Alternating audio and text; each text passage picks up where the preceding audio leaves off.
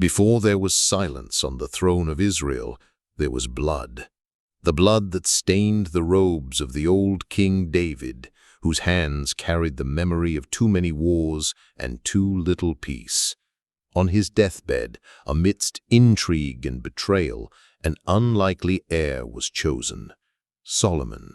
He was not the strongest, nor the most loved by the generals, but he had a gaze that saw beyond. While his brothers vied for the sword, he searched for something in the sky.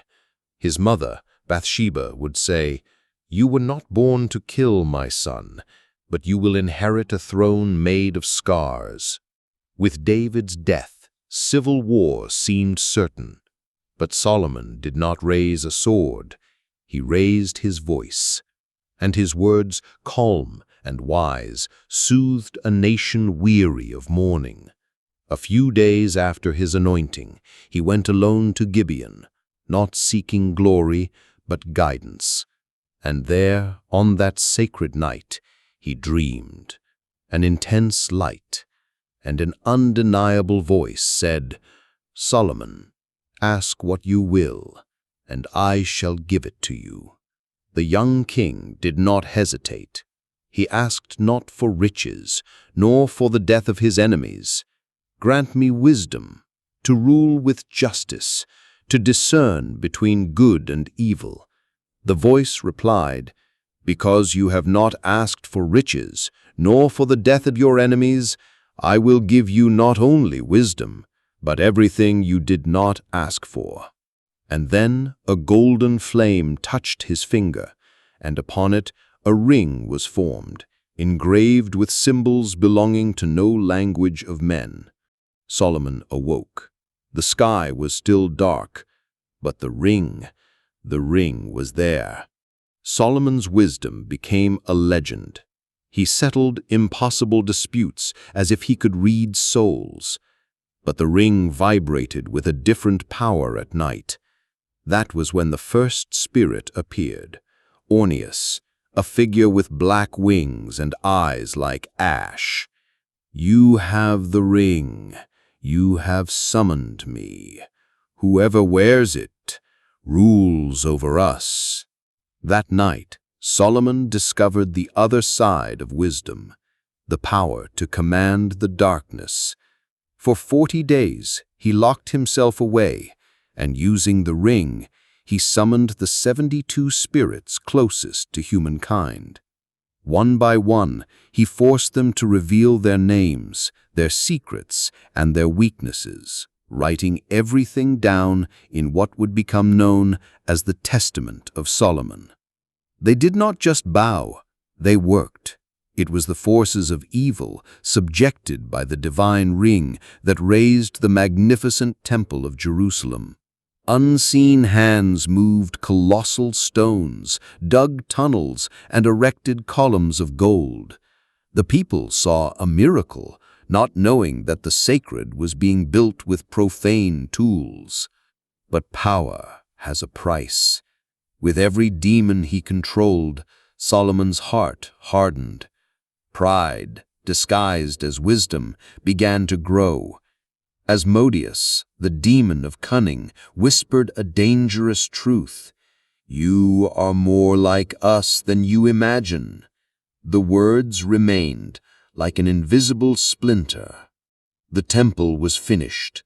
Solomon's name was revered from one end of the world to the other. But the king no longer walked among his people. Locked in his palace, surrounded by luxury, he amassed 700 wives and 300 concubines, many of them foreign princesses, who brought with them their gods and idols. To keep the peace, Solomon permitted their cults, and soon altars to foreign gods sprouted around Jerusalem like a plague. The Queen of Sheba, a woman of legendary wisdom, came from distant lands to test him. After days of debate, she saw through the glory and warned him, "You are the wisest of kings, but I fear your wisdom has been hijacked by the echo of your own voice."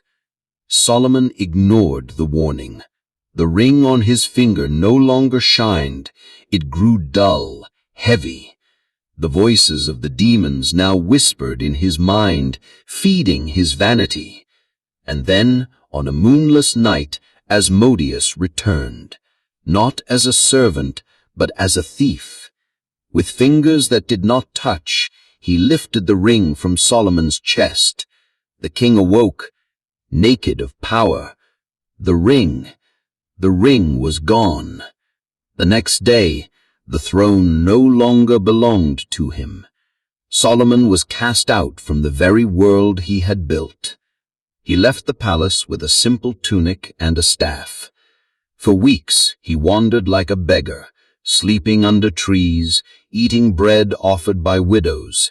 In the dust of anonymity, he finally heard the voice he had not heard in years. Now you are a king, Solomon, for now you know what it is to be a servant. One day, by the edge of a field, he found the ring, half buried in the mud. He held it, felt its pulsing power, but for the first time he did not desire it. He no longer needed it. He returned to Jerusalem not to take the throne, but as a whole man. In his old chambers, he began to write his final legacy, a book with no glory, only naked truths. Ecclesiastes, vanity of vanities. All is vanity. What has been is what will be. There is nothing new under the sun. Solomon grew old in peace. The ring was locked away beneath the temple, forgotten. He died serene, without crowns, but with something few kings find: redemption.